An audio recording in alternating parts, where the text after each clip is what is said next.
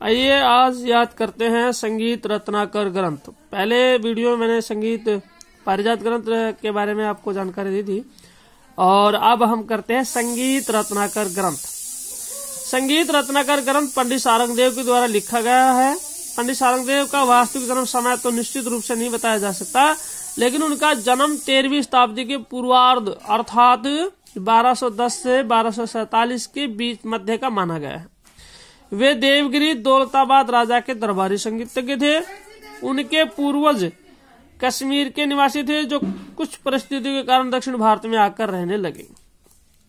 13वीं शताब्दी के उत्तरार्ध में अर्थात 1250 के बाद 13वीं शताब्दी के उत्तरार्ध में सारंगदेव जी ने संगीत रत्नाकर नामक ग्रंथ की रचना की। इस ग्रंथ में लगभग सभी ग्रंथों का सार मौलिक ढंग से संकलित किया गया है। अर्थात कहने का भाव ये है कि पंडित सारंगदेव जी ने अपने से पूर्व के जो लेखक थे, ग्रंथकार थे, उनके सभी के ग्रंथ पढ़े और जितना भी ज्ञान विज्ञान उन्होंने अर्जित किया घूम फिर करके, वो सभी इस संगीत रत्नाकर ग्रंथ में समाहित किया। पंडित जी ने उत्तरी व दक्षिणी दोनों पद्धतियों का संगीत समन्वय करना चाहा। देखिए, विरासत में उन्हें उत्तरी भारत संगीत की जानकारी मिली, ज्ञान हुआ, और दक्षिणी भारत उनकी कर्म भूमि रही, तो दक्षिणी भारत में उन्होंने ज्ञान घूम घूम कर बड़े बड़े गुरु लोगों से सीखा। तो उन्होंने क्या किया, पंडित जी ने उत्तरी व दक्षिणी दोनों पद्धतियों के संगीत का समन्वय करना चाहा। इसी कारण उनके ग्रंथ को संगीत की उत्तरी व दक्षिणी दोनों पद्धतियां अपना आधार ग्रंथ मानती है। इस ग्रंथ में गायन, वादन और नृत्य तीनों कलाओं का पूर्ण विवरण किया गया है। पंडित जी ने अपने इस ग्रंथ को 7 अध्यायों में बांटा है, जो इस प्रकार है। 7 अध्याय में विभाजित किया है। 7 अध्याय वही आपकी +1 की +2 की कुछ छोटी डेफिनेशन है, उनके बारे में डिस्कस किया है। तो पहला अध्याय है सवर अध्याय, सवरा अध्याय। पंडित सारंगदेव ने सवर अध्याय के अंतर्गत नाद, नाद का सबरू, उसके भेद, स्वर, वर्ण, अलंकार, जाति, तान, गमक, ग्राम, मूर्छना आदि का विस्तृत वर्णन किया है। उन्होंने नाद के 2 प्रकार माने हैं और नाद के 22 वेदों को श्रुति का नाम दिया है। सवराध्याय के अंतर्गत ही पंडित जी का मानना है कि मानव के हृदय स्थान में 22 नाड़ियां हैं जो तिरछी है। उन्हीं में वायु के आघात से 22 श्रुतियां उत्पन्न होती है। उन्होंने तीनों ग्रामों का भी वर्णन किया है, जिनके नाम इस प्रकार से है: षडज ग्राम, मध्यम ग्राम, गंधार ग्राम। षडज ग्राम ये आपकी छोटी डेफिनेशन है ग्राम वाली। 7 स्वरों के क्रम से आरोह करने क्रिया को मूर्छना कहा है, गाने की क्रिया को वर्ण कहा है। पंडित जी नाट्य शास्त्र के रचयिता भरतमुनि की समान 18 जातियां मानते थे। उनका उल्लेख भी इस ग्रंथ में किया गया है। तो स्वर से रिलेटिव जितनी परिभाषाएं हैं, नाद, श्रुति, स्वर, सप्तक, थाट, ग्राम, मूर्छना, वर्ण, इन सभी का जिक्र इसमें किया है स्वर अध्याय में। अगला जो अध्याय है वह है राग विवेक का अध्याय, अर्थात राग का ज्ञान कराने वाला अध्याय। राग के विषय में पंडित जी ने क्या कहा है, ये इस अध्याय में ऐड किया गया है। 2015 में एक प्रश्न आया था, संगीत रत्नाकर ग्रंथ में समाहित राग वर्गीकरण का वर्णन कीजिए। उसी का ये आंसर है। ये 6 नंबर में राग विवेक का अध्याय लिखना था।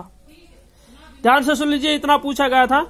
पंडित जी ने इस अध्याय में ग्राम, राग व उनके विभाग तथा रागांग, भाषांग जैसे शब्दों का स्पष्टीकरण किया है। इसके अलावा देशी राग व उनके नाम भी दिए हैं। पंडित जी के अनुसार जातियों से ग्राम राग और ग्राम राग से अन्य राग उत्पन्न होते हैं। उन्होंने 30 ग्राम राग माने हैं। वे राग रागनी वर्गीकरण को भी मानते हैं। उन्होंने इस विषय में 10 विधि राग वर्गीकरण का एक विशेष अध्याय के अंतर्गत इसे विभाजित किया है। 10 विधि राग वर्गीकरण एक पैटर्न उन्होंने बनाया। उन्होंने समस्त रागों को इसी के अंतर्गत वर्गीकृत किया। पंडित जी ने अपने इस ग्रंथ में लगभग 264 रागों का वर्णन किया है। ये इतना पूछा गया था, सिर्फ राग विवेक का अध्याय। जो राग वर्गीकरण में जाओगे तो रत्नाकर का 10 विधि राग वर्गीकरण, एक ही बात है। उसके बाद अगला नेक्स्ट जो अध्याय है वह है प्रबंधा अध्याय, प्रबंध अध्याय जिसे कहते हैं। ये भी आपकी +1 की डेफिनेशन है, 2 नंबर की जो आप पढ़ चुके हैं +1 में, उसी को दोहराया गया है। रत्नाकर के इस अध्याय में पंडित जी ने निबंध और अनिबंध तथा उसके भेद, धातु, प्रबंध व उसके भेद तथा उनके अंगों का वर्णन किया है।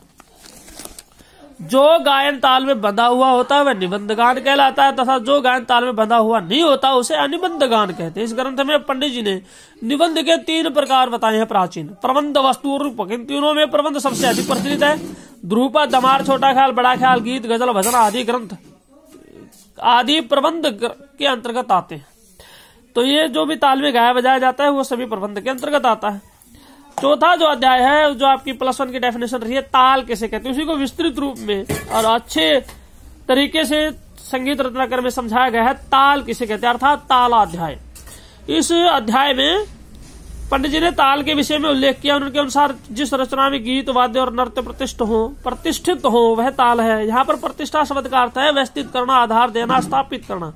ताल संगीत का प्राण है, इसी पर संगीत कला की इमारत खड़ी है। इस ग्रंथ में ताल में सम्मिलित मात्रा, लय, ठेका, दुगुण, सम, ताली, भरी, काल, क्रिया, मार्ग, अंग, जाति, ग्रह आदि का पूर्ण वर्णन किया है। ये ताल के अंग है, पार्ट्स हैं।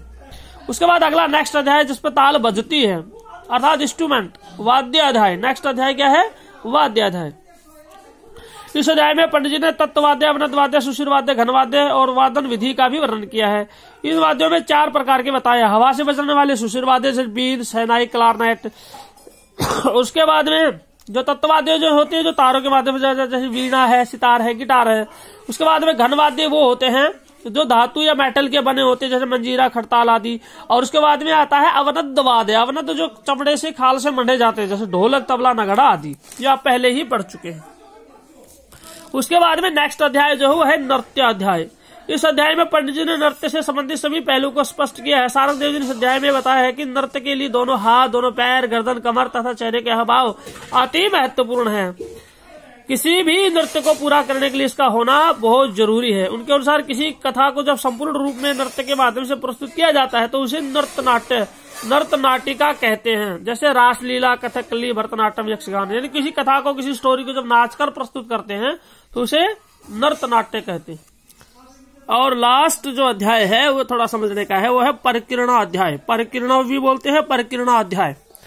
इस अध्याय में पंडित जी ने वाग्यकार के लक्षण, गीतों का वर्णन किया है। उन्होंने वाग्यकार के विषय में लिखा है कि जो कलाकार पद रचना, संरचना और प्रबंध गान का अच्छा ज्ञाता है वो उत्तम प्रकार का वाग्यकार। ये वाग्यकार शुद्ध हिंदी का संस्कृत का शब्द वाग्य मानी वाणी। माता सरस्वती को वाकदायिनी भी कहा जाता है, तो वहीं से लिया है वाक अर्थात आवाज बनाने वाला। आजकल संगीत के विद्वान वाग्यकार को संगीत रचयिता या म्यूजिक कंपोजर कहते हैं। लेकिन म्यूजिक कंपोजर अर्थात संगीत रचयिता की क्वालिटी क्या होनी चाहिए, उसमें क्या क्या गुण होने चाहिए? एक तो उसे पद रचना, कविता करना आना चाहिए, स्वर रचना और प्रबंध गान का अच्छा ज्ञाता हो। उसे पता होना चाहिए कौन सी चीज ताल में बजेगी, कौन सी ताल में नहीं बजेगी। तो वही उत्तम प्रकार का वाग्यकार होता है जिसे म्यूजिक कंपोजर कहते हैं। ये कंप्लीट संगीत रत्नाकर था आपके बीच में, और इसको ध्यान से